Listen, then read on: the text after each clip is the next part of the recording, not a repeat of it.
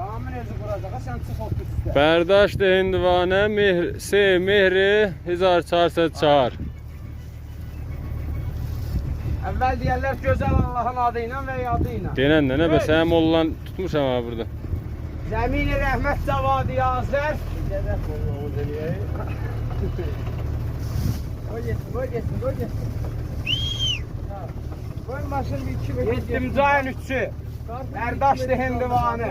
Bərdاشtı Mığa. Gözəl Mığa, qızıl Mığa. YouTube'a yerləşdirəcəm hadi. Onu çıxarsın deyə ver, qırım. Hayır amin. Qəşəng ver. Ad eləmə, kadr olacam, ad eləmə. Gəl. Qarpuza bax, olacam. kef elə. Ah, yay qarpuzu de.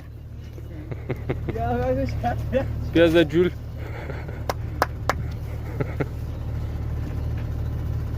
Harun ne yapsan ha, karpuzu o cır kırıp yersen ha? Resse. Sen et, tez yesin. Özü qabağın üçün. Allah severən üçün. Oradan bile değirmenleştim geçsin buradan yolundayım sizi. Eləsinsən bitməyib. Hara atarsan YouTube'a. Ha. Onu çəkdala götürmüşsün, soğukun gəl başa, onu rahalayayım Allah'tan. Yo, çöldedir. Elə şortum ya köynəyim bir həftədir. Bismillah.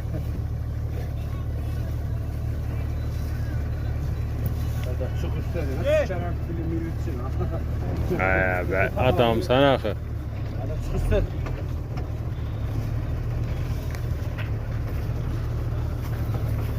Dadandı de deyəsən dünənləri. Sizə biraz kömək elədim. Bir, Ağa sən ağa Seyman, sən bizim böyücümüzsən, sərvərimizsən. Peyman familin nə mənədir? Namver. Namver. Zəminə Peyman Namver. Getdim cayın üçü.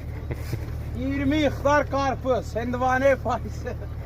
Bu biraz qoduqlandırar.